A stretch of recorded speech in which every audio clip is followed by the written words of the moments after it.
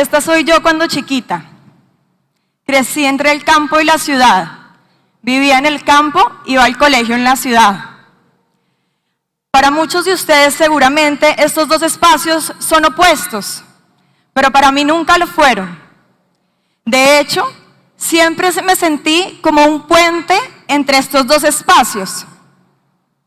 Y tal vez eso fue lo que hizo que estudiara antropología y que trabaje con comunidades locales en temas de territorio y medio ambiente. Y si hay algo valioso que he aprendido de las comunidades, es el vínculo con el territorio. Y he aprendido que el ser humano es una extensión del territorio y el territorio es una extensión del cuerpo humano. Y es que hay muchas maneras de ser humano. Y aquellas comunidades que tienen ese vínculo estrecho con el territorio le dan valor a aquellos elementos que son vitales para la vida, como el agua y el suelo fértil, como nos contaba Laura ahora más temprano. A tal punto que muchas de estas comunidades ven su territorio como su propia madre, como en el caso de este campesino en la región del Tolima que me decía que defendería el río Opia en el que se bañó desde niño como su propia madre. Y a mí me ha parecido fascinante ver cómo ese vínculo con el territorio detona movimientos sociales de base en defensa del territorio.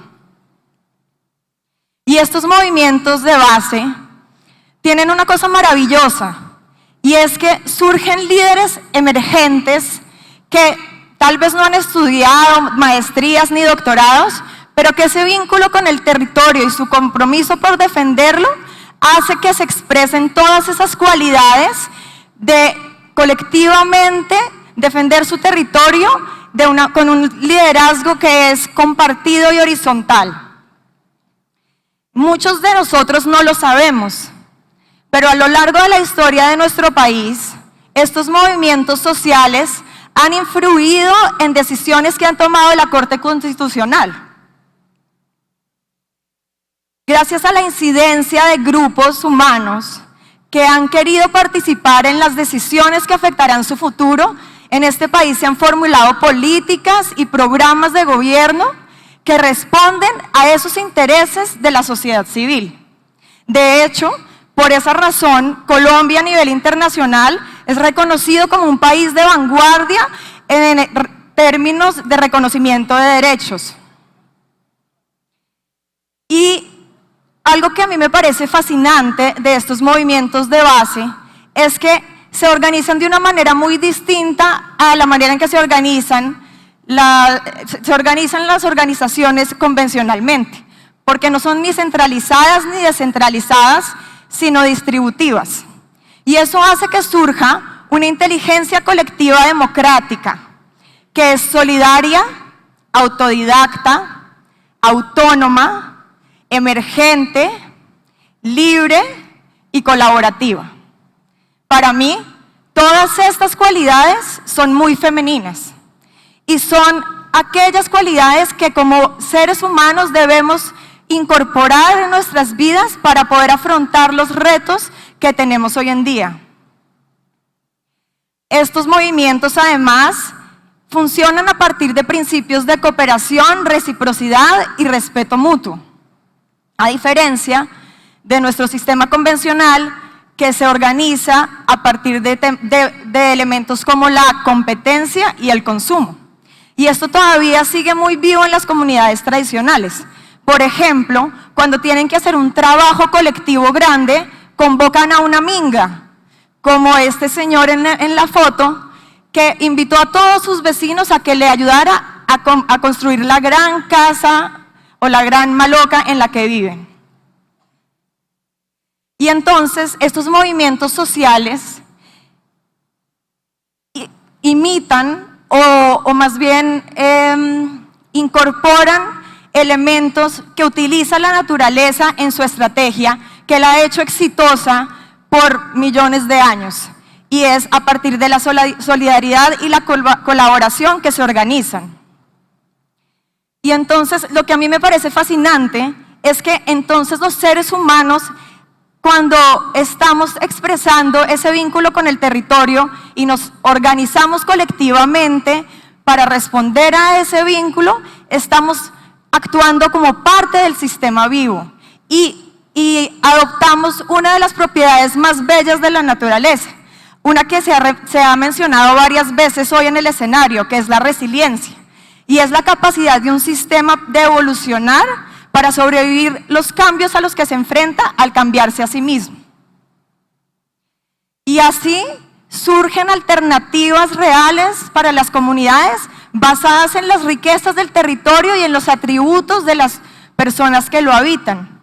Y estas alternativas son las que realmente nos demuestran que es posible basar nuestro sustento en alternativas que traigan bienestar tanto para las comunidades como para el medio ambiente, como el caso de los campesinos de Cajamarca, que escogieron darle dignidad a su identidad campesina, mantener la vocación agrícola de su territorio y fortalecer su identidad al comercializar la arracacha.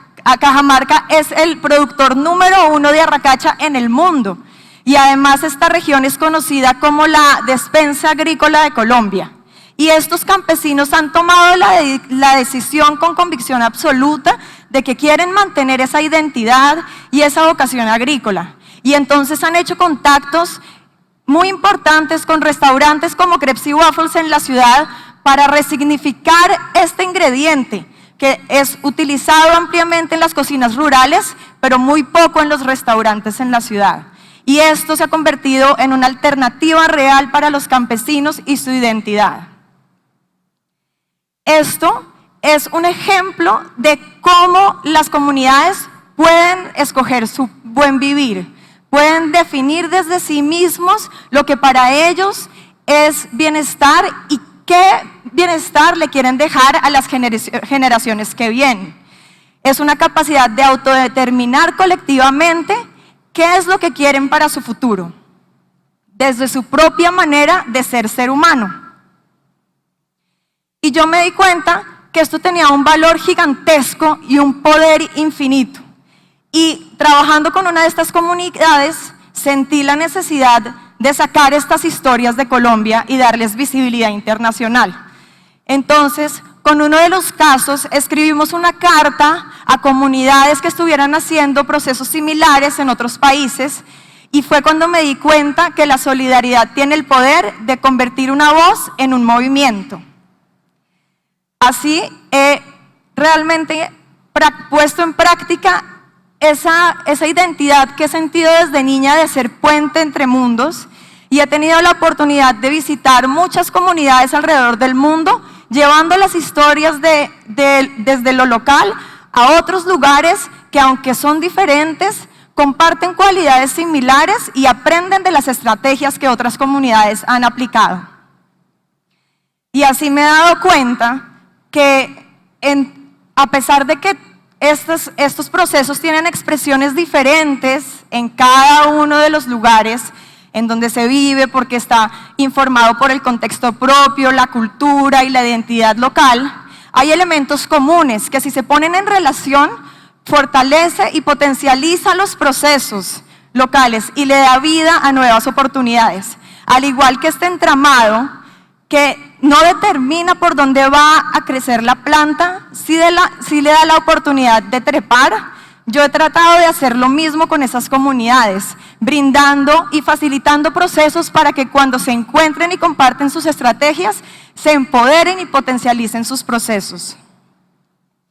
Y entonces yo me he preguntado, ¿qué es lo que está pasando? ¿Qué es lo que nos están proponiendo estas comunidades? Y me he dado cuenta que lo que nos están proponiendo es un cambio de paradigma, que nos aleje de un modelo en el que el ser humano es la cúspide de una pirámide, en la que podemos utilizar la naturaleza a nuestro antojo, basado en principios jerárquicos y de competencia, y nos invita a pensarnos como parte de un sistema, a partir de la participación y la colaboración. Y estas comunidades entonces nos invitan a preguntarnos y a repensar la manera en cómo participamos en el sistema vivo que nos sostiene. Como ese niño que está eligiendo participar, impactando su contexto más cercano, que es el bosque de su comunidad. Y creo que es una pregunta muy valiosa y es una oportunidad que tenemos todos nosotros, repensar la manera en que participamos en el sistema vivo que nos sostiene. Porque cuando lo hacemos, entendemos que de la participación de cada uno de nosotros depende la resiliencia del todo. ¿Y por qué les traigo esta historia hoy a ustedes? Y no quiero que se quede como una historia de experiencias locales en lugares remotos de este país. Y es porque estoy absolutamente convencida de que la única manera de que nos realizamos como seres humanos es cuando entendemos que hacemos parte de algo más allá de nosotros mismos. Como esta niñita que participa en una comparsa y alegremente, de una manera única y particular, entrega su sonrisa a un colectivo.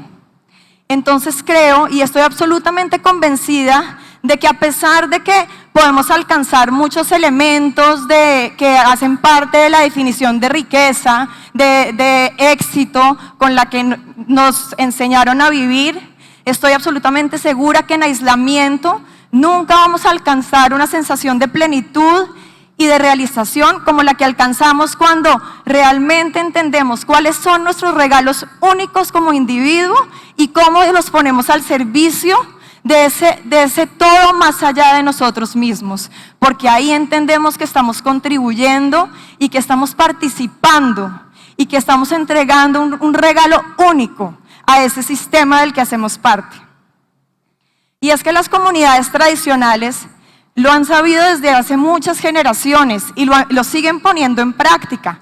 Por eso, todo el andamiaje cultural de las comunidades tradicionales está diseñado para acompañar al individuo en su proceso de transformación a lo largo de su vida, brindándole los elementos para que se entienda a sí mismo como parte de un colectivo.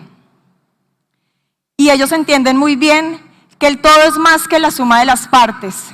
Entonces yo los invito a que nos preguntemos, ¿cuál es su todo? ¿De qué colectivo hacen parte? ¿Cómo contribuyen a que ese colectivo sea la mejor versión de lo que es?